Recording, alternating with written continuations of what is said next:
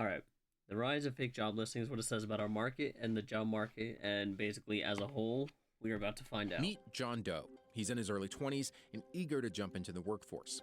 He sees a job listing that looks perfect to him. So he brushes up his resume, he writes an awesome cover letter, applies, and then waits. And waits. So after a month or so, he actually sees the same job posting relisted, which makes him super frustrated. John isn't alone. Many people are frustrated by applying to these kinds of jobs that seem to have no intention of hiring anyone.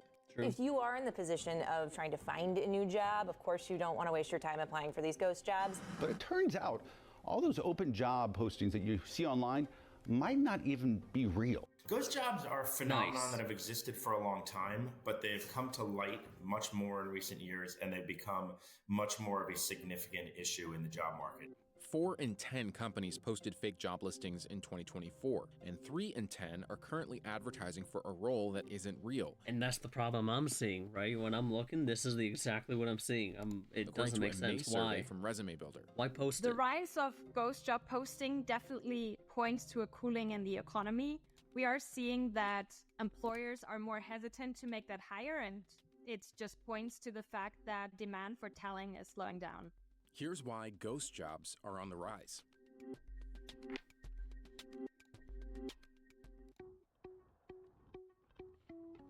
Ghost jobs are actually not scams. They're from real companies, but they are openings that don't actually exist. That company is not actually hiring for that role at this moment in time. They might be interested in hiring for that role in the future, or maybe they were hiring for it, but due to budget cuts, those roles were closed or put on hold. A ghost job is essentially a job that remains open online and never gets filled. The occurrence of ghost jobs has increased quite dramatically over the past 5 years. We're seeing a decline in the rate of hires to job postings, and that rate has basically... Right? Like, look at this. It was high, it was high, it was high. Took a dip, but still halved over the past 5 years. So whereas in 2019 we saw 8 hires per 10 job postings, now it's barely like 2. We are now seeing 4 hires per 10 job postings, which of course is quite a dramatic drop. This is a pretty worrying development because it just softens the signal of what a job posting really means and whether they're... What it means, what if they're actually hiring or what they're looking for. Like, you can have the requirements, but they don't even need you. There is truly a hiring intention behind that from the employer point of view. I think we're seeing a lot of ghost jobs lately for the same reason that I think a lot of people keep their Tinder profiles up even if they're not actively looking for a relationship. It's because we like to keep our options open for, you know, whether it's a good or a bad thing. Companies are no different. Companies know that talent is not always available when they are ready to hire. So they want to be able to attract applications from potentially great candidates, even if they're not right now able to give that person a job. Because of market visibility, if they are regularly listing their job openings, that will enhance a company's image, potentially showing them as a growing and thriving organization. And maybe that's a signal to investors or clients or competitors that their company is expanding the brand perception. Market research. Some companies, they have no idea what is a salary, what are the skill sets in demand. So they probably are posting to get that data. What are you expecting as a salary if you want to be in that role in this industry? So that's why they're collecting those data so that they can build a total compensation package and build the key performance indicator and net promoter scores for the companies if they really don't know how the recruiting works. So maybe it's from market insights to go into... So they're kind of overcompensating for what they want from someone when they're hiring. The future, but that does not benefit... That's what I'm understanding. ...at all. That's such a bad employer branding.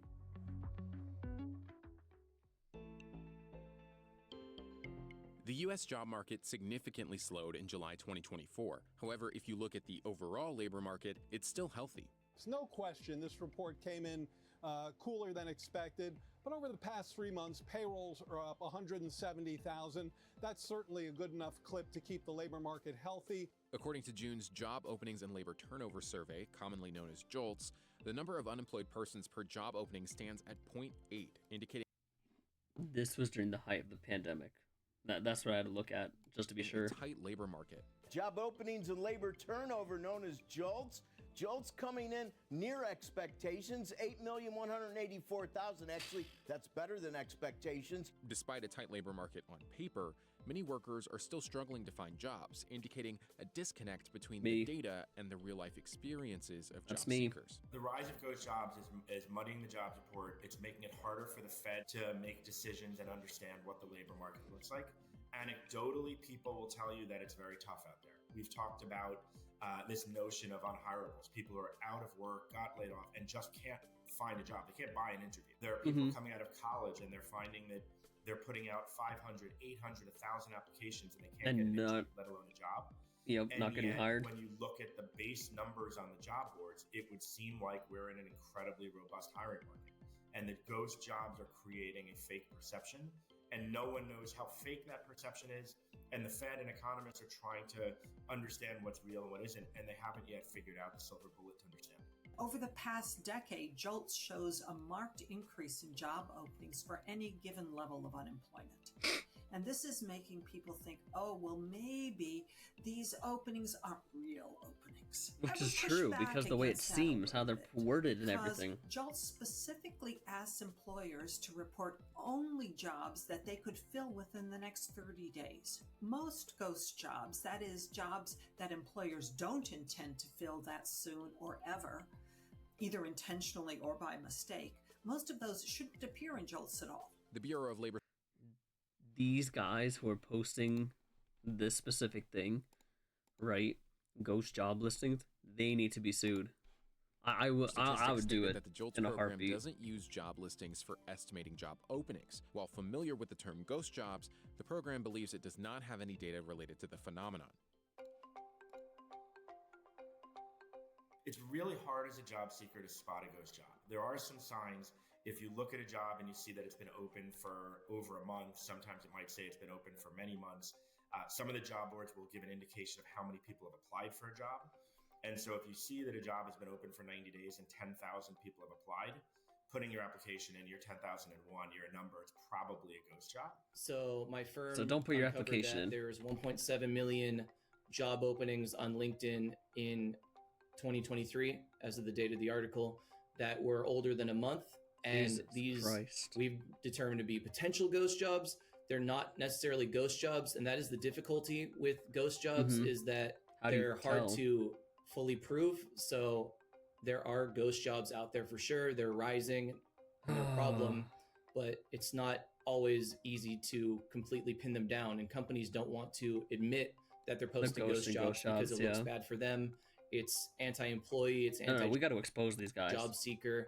And we it's have very to expose them for this. So they want to be careful about that. So they're not going to openly admit that they're posting ghost jobs. Another red flag for a job posting that's potentially a ghost job is when it's a vague job title. So for example, if they say we're looking for a video superstar, or we're looking for a project manager superstar, or they use some sort of identification that doesn't really say much, it could be an indication that they are just keeping a job opening available so they can attract talent and get a nice little pool of potential talent that they can pull from when and if they do need to hire. God. Job boards are the most popular places for job seekers to find opportunities. Indeed, ZipRecruiter and LinkedIn are among the most popular job boards in the US.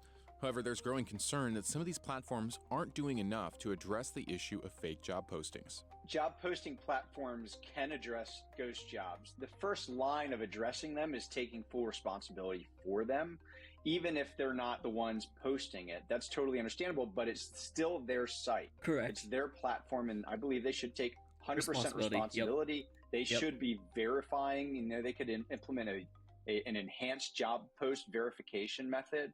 So potentially they're reaching out to multiple people in the hiring process, an HR person, a hiring manager, or verifying that person via social media. I would love to see these job posting sites like LinkedIn, ZipRecruiter, and Indeed hold companies a little bit more accountable for being transparent about how long the listings have been up and how recently the position was hired for if they're going to continue to keep the listing up. They should have options somewhere to say, we recently hired this position. Yes. You can keep it up at that point. You can make it clear that, hey, if you think you're a good fit, go ahead and drop your application. Maybe if this doesn't work out, we'll reach back out to you. Correct. CNBC reached out to a few major job posting platforms for comment. LinkedIn stated that their job posting policy requires posts to be genuine and accurate, and they're removed after 6 months. Indeed noted that some postings stay active during ongoing searches or continuous hiring, and ZipRecruiter stated that ghost jobs are prohibited under their policies.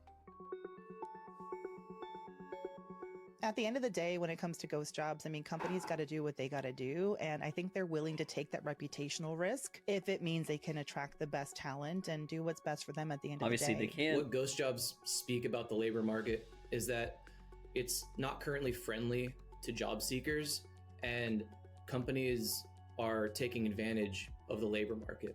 They're finding this opening that's this legal gray area, and they're taking advantage of it. Literally. And they don't need to be nice to job seekers because they think that they owe them nothing, and they think that they'll be able to push the cost of their own employees down with this because there's a lot of sentiment online about it being impossible to find a job right now.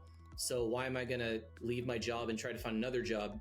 So I think what this might lead to, though, is job seekers doing the same thing to companies, like keeping the doors open for themselves and looking for jobs the entire time they're working and having many recruitment contacts, because that's what companies are doing. They're always looking for the next step and they're worried about themselves. Then that's going to create that same sentiment with employees. Right now, even JOLTS is giving us some confusing signals. The discussion about ghost jobs is one of the ways that the financial community is trying to understand these trends.